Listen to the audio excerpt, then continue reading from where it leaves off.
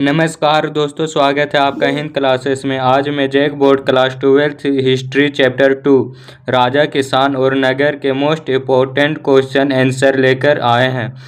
चलिए शुरुआत करते हैं एक शायरी के साथ। आज की मेहनत कल की पहचान बनेगी। आज की मेहनत कल की पहचान बनेगी। तुम्हारी सफलता ही तुम्हारी सबसे बड़ी पहचान बनेगी। चलिए शुरुआत करते हैं एमसीक्यू से।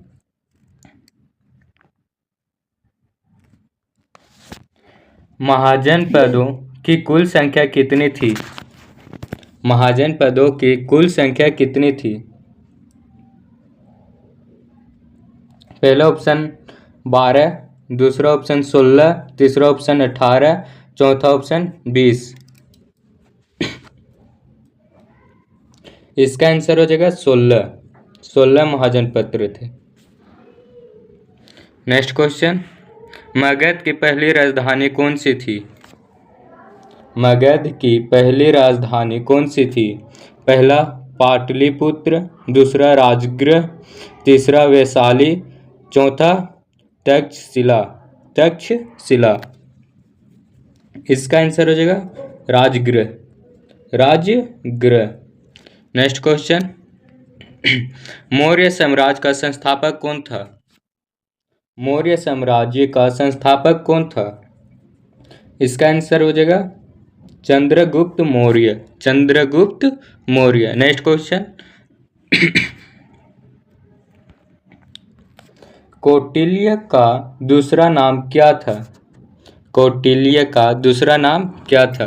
पहला ऑप्शन पाणिनि, दूसरा ऑप्शन विष्णुगुप्त, तीसरा ऑप्शन पतंजलि, चौथा ऑप्शन कालिदास।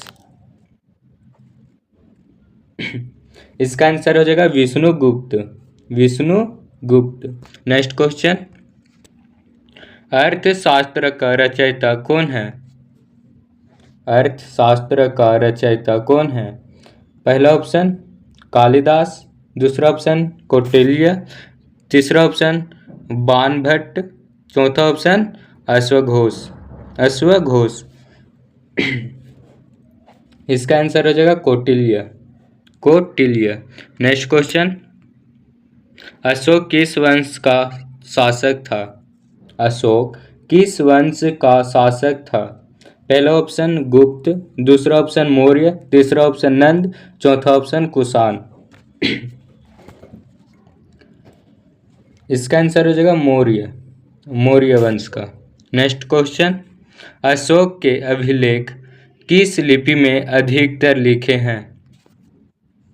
अशोक के अभिलेख किस लिपि में अधिकतर लिखे हैं?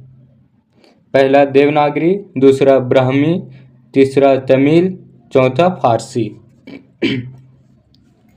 इसका आंसर हो जाएगा ब्राह्मी। नेक्स्ट क्वेश्चन, अशोक ने किस युद्ध के बाद धर्म नीति अपनाई? अशोक ने किस युद्ध के बाद धर्म नीति अपनाई? ऑप्शन पानीपत, दूसरा ऑप्शन कलिंग, तीसरा ऑप्शन तराइन, चौथा ऑप्शन हल्दी घाटी। इसका आंसर हो जाएगा कलिंग का युद्ध। नेक्स्ट क्वेश्चन, अशोक के शिलालेखों को पढ़ने का श्रेय किसे जाता है? अशोक के शिलालेखों को पढ़ने का श्रेय किसे जाता है? पहला मैक्स मुलर, दूसरा जेम्स प्रिंसेप, तीसरा कनिंघम, चौथा हंटर। इसका आंसर हो जाएगा James Prinsep. Next question, Megasthenes किस देश का निवासी था? मेगस्थनीज किस देश का निवासी था? पहला चीन, दूसरा यूनान, तीसरा रोम, चौथा मिस्र। इसका आंसर हो जाएगा यूनान। नेक्स्ट क्वेश्चन, मेगस्थनीज ने कौन सी पुस्तक लिखी? मेगस्थनीज ने कौन सी पुस्तक लिखी? पहला ऑप्शन इंडिका, दूसरा अर्थशास्त्र, तीसरा राजतरंगिणी, चौथा हर्षचरित। इसका आंसर हो जाएगा पहला इंडिका। नेक्स्ट क्वेश्चन, पाटलिपुत्र किस नदी के किनारे स्थित है? पाटलिपुत्र किस नदी के किनारे स्थित है? पहला ऑप्शन गंगा, दूसरा यमुना, तीसरा गोदावरी, चौथा नर्मदा। इसका आंसर हो जाएगा गंगा, गंगा नदी किनारे। नेक्स्ट क्वेश्चन, कर संग्रह का मुख्य अधिकार कौन था? पहला सेनापति, दूसरा समाहर्ता, तीसरा पुरोहित, चौथा महामात्र। इसका आंसर हो जाएगा बी, समाहर्ता। नेक्स्ट क्वेश्चन, अशोक के अभिलेखों में किस शब्द का प्रयोग नैतिक नीति के लिए हुआ है? पहला ऑप्शन धर्म, दूसरा धर्म, तीसरा नीति, चौथा न्याय। इसका आंसर हो जाएगा धर्म, इसका आंसर धर्म हो जाएगा। नेक्स्ट क्वेश्चन, उत्तरापथ का प्रमुख नगर कौन था? उत्तरापथ का प्रमुख नगर कौन था? पहला ऑप्शन लक्षशिला, दूसरा ऑप्शन उज्जैन, तीसरा पाटलिपुत्र, चौथा वैशाली। इसका आंसर हो जाएगा तक्षशिला। नेक्स्ट क्वेश्चन, दक्षिणापथ का प्रमुख नगर था? दक्षिणापथ का प्रमुख नगर था पहला तक्षशिला, दूसरा उज्जैन, तीसरा पाटलिपुत्र, चौथा काशी। इसका आंसर हो जाएगा उज्जैन। नेक्स्ट क्वेश्चन, महाजनपद काल में लोहे का उपयोग मुख्यतः किस लिए हुआ? महाजनपद काल में लोहे का उपयोग मुख्यतः किस लिए हुआ? पहला आभूषण, दूसरा कृषि उपकरण, तीसरा मूर्तियां, चौथा सिक्के। इसका आंसर हो जाएगा कृषि उपकरण। नेक्स्ट क्वेश्चन, मौर्य साम्राज्य का अंतिम शासक कौन था? मौर्य साम्राज्य का अंतिम शासक कौन था? पहला बृहदत्त, दूसरा अशोक, तीसरा बिंदुसार, चौथा चंद्रगुप्त। इसका आंसर हो जाएगा बृहदत्त। नेक्स्ट क्वेश्चन, मौर्य वंश का अंतिम अंत किसने किया? मौर्य वंश का अंत किसने किया? मौर्य वंश का अंत किसने किया? पहला पुष्यमित्र शुंग, दूसरा कनिष्क, तीसरा समुद्रगुप्त, चौथा हर्ष। इसका आंसर हो जाएगा पहला पुष्यमित्र शुंग। नेक्स्ट क्वेश्चन, पंच चिन्हित सिक्के किस काल में प्रचलित थे? पंच चिन्हित सिक्के किस काल में प्रचलित थे? पहला ऑप्शन वैदिक, दूसरा महाजनपद, तीसरा मुगल, चौथा सल्तनत। इसका आंसर हो जाएगा महाजनपद। नेक्स्ट क्वेश्चन, धम्म महामात्र की नियुक्ति किसने की? धम्म महामात्र की नियुक्ति किसने की? पहला चंद्रगुप्त, दूसरा अशोक, तीसरा बिंदुसार, चौथा समुद्रगुप्त। इसका आंसर हो जाएगा अशोक। नेक्स्ट क्वेश्चन, कौटिल्य किस शासक का मंत्री था? कौटिल्य किस शासक का मंत्री था? पहला ऑप्शन अशोक, दूसरा चंद्रगुप्त मौर्य, तीसरा बिंदुसार, चौथा हर्ष। इसका आंसर हो जाएगा Chandragupta Maurya. Next question, indica में किसका वर्णन मिलता है? इंडिका में किसका वर्णन मिलता है? पहला मौर्य शासन, दूसरा गुप्त शासन, तीसरा मुगल शासन, चौथा सल्तनत। इसका आंसर हो जाएगा मौर्य शासन। नेक्स्ट क्वेश्चन, मौर्य प्रशासन मौर्य प्रशासन का सर्वोच्च अधिकारी कौन था? पहला मंत्री, दूसरा राजा, तीसरा सेनापति, चौथा पुरोहित। इसका आंसर हो जाएगा मंत्री। मंत्री। नेक्स्ट क्वेश्चन, अशोक के स्तंभ किस पत्थर से बनाए गए थे? अशोक के स्तंभ किस पत्थर से बनाए गए थे? पहला बलुआ पत्थर, दूसरा संगमरमर, तीसरा ग्रेनाइट, चौथा चूना पत्थर। इसका आंसर हो जाएगा संगमरमर। संगमरमर। नेक्स्ट क्वेश्चन, सांची किस लिए प्रसिद्ध है? सांची किस लिए प्रसिद्ध है? पहला किला, दूसरा स्तूप, तीसरा मंदिर, चौथा महल। इसका आंसर हो जाएगा स्तूप। इसका आंसर स्तूप हो जाएगा।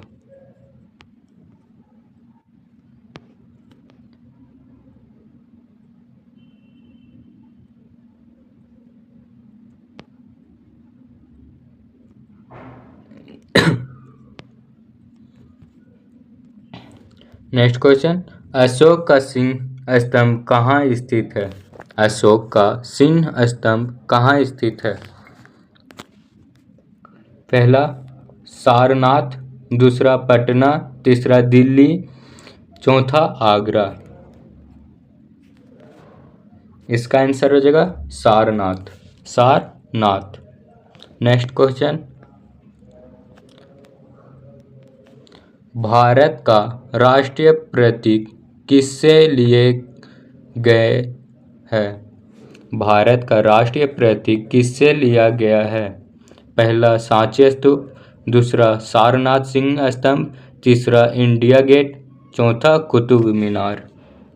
इसका आंसर हो जाएगा सारनाथ सिंह स्तंभ। सारनाथ सिंह स्तंभ। नेक्स्ट क्वेश्चन, मौर्य काल का प्रसिद्ध बंदरगाह कौन था? पहला ताम्रलिप्ति, दूसरा मुंबई, तीसरा सूरत, चौथा कांडला। इसका आंसर हो जाएगा ताम्रलिप्त। ताम्रलिप्त। नेक्स्ट क्वेश्चन, नगरों के विकास का प्रमुख कारण क्या था? नगरों के विकास का प्रमुख कारण क्या था? पहला ऑप्शन व्यापार, दूसरा युद्ध, तीसरा शिक्षा, चौथा मनोरंजन। इसका आंसर हो जाएगा व्यापार। व्यापार। नेक्स्ट क्वेश्चन, महाजनपदों में सबसे शक्तिशाली कौन बना? महाजनपदों में सबसे शक्तिशाली कौन बना? पहला ऑप्शन काशी, दूसरा मगध, तीसरा कौशल, चौथा वत्स। इसका आंसर हो जाएगा मगध। मगध। नेक्स्ट क्वेश्चन, बौद्ध धर्म के संरक्षक के रूप में कौन प्रसिद्ध है? बौद्ध धर्म के संरक्षक के रूप में कौन प्रसिद्ध है? पहला अशोक, दूसरा बिंदुसार, तीसरा समुद्रगुप्त, चौथा हर्ष। इसका आंसर हो जाएगा अशोक। नेक्स्ट क्वेश्चन, मौर्य प्रशासन में जासूसी व्यवस्था का उल्लेख कहाँ मिलता है? पहला ऑप्शन अर्थशास्त्र, दूसरा इंडिका, तीसरा ऋग्वेद, चौथा रामायण। इसका आंसर हो जाएगा अर्थशास्त्र। अर्थशास्त्र। नेक्स्ट क्वेश्चन, धर्म का उद्देश्य क्या था? धर्म का उद्देश्य क्या था? पहला ऑप्शन युद्ध, दूसरा नैतिक जीवन, तीसरा व्यापार, चौथा कर वसूली। इसका आंसर हो जाएगा नैतिक जीवन। नैतिक जीवन। नेक्स्ट क्वेश्चन, पाटलिपुत्र वर्तमान में किस राज्य में है? पाटलिपुत्र वर्तमान में किस राज्य में है? पहला उत्तर प्रदेश, दूसरा बिहार, तीसरा झारखंड, चौथा उड़ीसा। इसका आंसर हो जाएगा बिहार। बिहार में। नेक्स्ट क्वेश्चन, मौर्य काल में भूमि कर को क्या कहा जाता था? पहला ऑप्शन भाग, दूसरा जजिया, तीसरा जकात, चौथा लगान।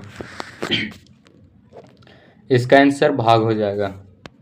भाग। नेक्स्ट क्वेश्चन, अशोक के अभिलेखों में किस भाषा का प्रयोग अधिक हुआ? अशोक के अभिलेखों में किस भाषा का प्रयोग अधिक हुआ? पहला प्राकृतिक, दूसरा संस्कृत, तीसरा हिंदी, चौथा तमिल। इसका आंसर हो जाएगा प्राकृत। प्राकृत। नेक्स्ट क्वेश्चन, मौर्य साम्राज्य का सबसे प्रसिद्ध शासक कौन था? मौर्य साम्राज्य का सबसे प्रसिद्ध शासक कौन था? पहला ऑप्शन बिंदुसार, दूसरा अशोक, तीसरा बृहदत्त, चौथा धनानंद। धनानंद। इसका आंसर हो जाएगा अशोक। अशोक। नेक्स्ट क्वेश्चन, महाजनपद काल में कृषि का प्रमुख आधार क्या था? महाजनपद काल में कृषि का प्रमुख आधार क्या था? पहला लोहा उपकरण, दूसरा ऊंट, तीसरा हाथी, चौथा जहाज। इसका आंसर हो जाएगा लौह उपकरण। लौह उपकरण। नेक्स्ट क्वेश्चन, इस अध्याय का इस अध्याय का मुख्य विषय क्या है? इसका आंसर हो जाएगा राजा, किसान और नगर। राजा, किसान और नगर। चलिए अब थोड़ा शॉर्ट क्वेश्चन देखते हैं। महाजनपद क्या थे? महाजनपद क्या थे? उत्तर, ईसा पूर्व 6ठी शताब्दी में भारत में विकसित 16 बड़े और शक्तिशाली राज्यों को महाजनपद कहा जाता था। इनमें मगध, कोसल, वत्स और अवंती प्रमुख थे। Next question, Magadh. मगध साम्राज्य के उत्सर्ग के कारण लिखिए। पहला, उपजाऊ गंगा का मैदान, दूसरा लौह अयस्क की उपलब्धता, तीसरा मजबूत सेना और योग्य शासक, चौथा व्यापारिक मार्गों पर नियंत्रण, पांचवा प्राकृतिक सुरक्षा एवं हाथियों की उपलब्धता। Next question,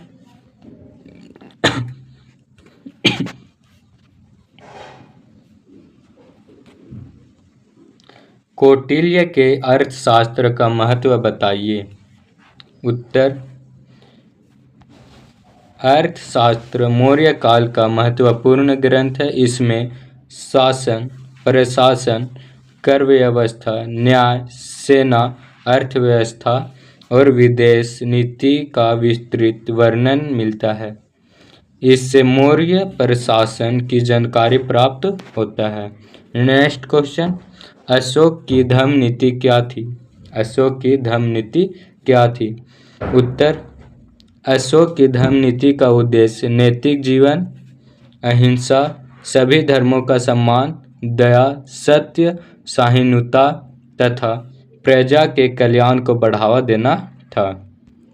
next question, Ashok. Ashok के अभिलेख का महत्व लिखिए। पहला पॉइंट, मौर्य प्रशासन की जानकारी मिलती है। दूसरा पॉइंट, अशोक की धर्म नीति का ज्ञान होता है। तीसरा पॉइंट, तत्कालीन समाज एवं संस्कृति की जानकारी मिलती है। चौथा, इतिहास के महत्वपूर्ण स्रोत हैं। इतिहास के महत्वपूर्ण स्रोत है। नेक्स्ट क्वेश्चन, मेगास्थनीज कौन था? उसकी पुस्तक का नाम लिखिए। मेगास्थनीज यूनानी राजदूत था जिसे सेल्यूकस ने चंद्रगुप्त मौर्य के दरबार में भेजा था। उसकी पुस्तक का नाम इंडिका है। इंडिका है। नेक्स्ट क्वेश्चन, पंचचिह्नित सिक्के क्या है? पंचचिह्नित सिक्के क्या है? इसका आंसर, जिन चांदी के सिक्कों पर 5 अलग अलग चिन्ह अंकित होते थे उन्हें पंच चिन्हित सिक्के कहा जाता है। ये महाजनपद काल में प्रचलित थे। ये महाजनपद काल में प्रचलित थे। नेक्स्ट क्वेश्चन, मौर्य प्रशासन की 2 विशेषताएं लिखिए। इसका उत्तर केंद्रीकृत एवं संगठित प्रशासन।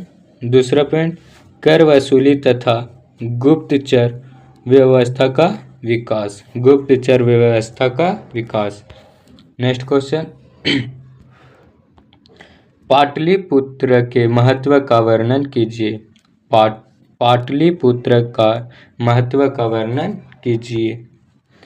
उत्तर पाटलिपुत्र मौर्य साम्राज्य की राजधानी थी। यह प्रशासन, व्यापार, शिक्षा और संस्कृति का प्रमुख केंद्र था तथा गंगा और सोन नदियों के संगम के निकट होने से इसका सामरिक महत्व भी था। नेक्स्ट क्वेश्चन,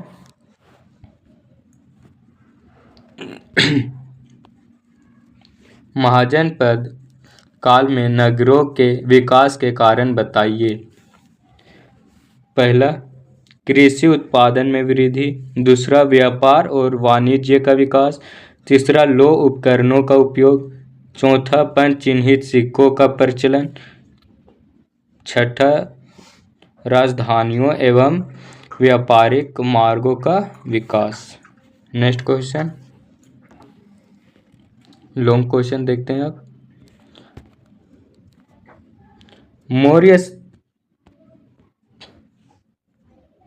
मौर्य साम्राज्य की प्रशासनिक व्यवस्था का विस्तार से वर्णन कीजिए। मौर्य साम्राज्य की प्रशासनिक व्यवस्था का विस्तार से वर्णन कीजिए। उत्तर मौर्य साम्राज्य की प्रशासनिक व्यवस्था अत्यंत संगठित है और केंद्रीकृत थी। राजा देखते हैं। राजा सर्वोच्च शासक था और शासन की सभी शक्तियां उसके हाथ में थी।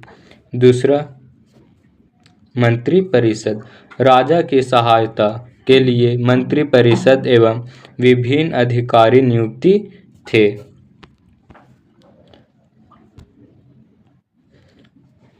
प्रांतीय प्रशासन। साम्राज्य को कई प्रांतों में बांटा गया था जिसका शासन राजकुमार या राज्यपाल करते थे। जिला एवं ग्राम प्रशासन। जिलों और गांवों के लिए अलग अलग अधिकारी नियुक्ति थे। कर व्यवस्था। भूमि कर राज्य की आय का मुख्य स्रोत था। कर संग्रह का कार्य समाहर्ता करता था। मतलब कर वसूलने का कार्य समाहर्ता करता था। नेक्स्ट, सेना।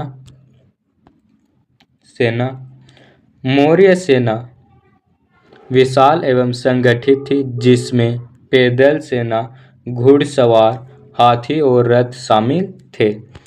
नेक्स्ट, गुप्तचर व्यवस्था। कौटिल्य के अर्थशास्त्र के अनुसार गुप्तचर व्यवस्था अत्यंत प्रभावी थी। लोक कल्याण, सड़कों, सिंचाई, चिकित्सा तथा जन कल्याण के कार्यों पर विशेष ध्यान दिया जाता था। नेक्स्ट, निष्कर्ष देखते हैं।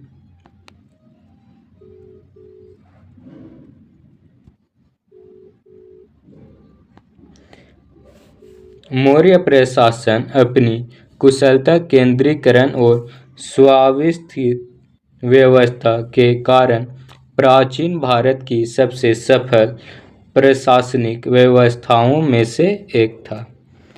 दूसरा क्वेश्चन देखते हैं। अशोक की धम्म नीति तथा उसके अभिलेखों के महत्व की विस्तार से व्याख्या कीजिए। इसका उत्तर देखते हैं। कलिंग युद्ध के बाद अशोक ने हिंसा का त्याग कर धम्म नीति अपनाई। उसका उद्देश्य नैतिक जीवन, अहिंसा, दया, सत्य, सभी धर्मों के प्रति सम्मान तथा प्रजा के कल्याण को बढ़ावा देना था। धम्म नीति के प्रमुख विशेषताएं। पहला, अहिंसा और दया का पालन। दूसरा, सभी धर्मों का सम्मान। तीसरा, माता पिता गुरु एवं बड़ों का आदर। चौथा, सत्य ईमानदारी और सहिष्णुता। पांचवा, पशु हत्या में कमी तथा जन कल्याण के कार्य। छठा, धम्म महामात्रों की नियुक्ति। धम्म महामात्रों की नियुक्ति। अभिलेख का महत्व देखते हैं। अभिलेखों के महत्व। मौर्यकालीन इतिहास का प्रमुख स्रोत है। अशोक की नीतियाँ एवं प्रशासन की जानकारी देते हैं। तत्कालीन समाज, धर्म एवं संस्कृति का परिचय मिलता है। ब्राह्मी एवं खरोष्ठी लिपियों के अध्ययन में सहायता मिली। भारत के विभिन्न क्षेत्रों में शासन व्यवस्था का प्रमाण मिलता है। इसका निष्कर्ष, अशोक की धर्म नीति मानवता, शांति और नैतिक मूल्यों पर आधारित थी। उसके अभिलेख भारतीय इतिहास के सबसे महत्वपूर्ण ऐतिहासिक स्रोत में गिने जाते हैं। चलिए अब मिलते हैं अगला वीडियो में, तब तक के लिए जय हिंद जय भारत।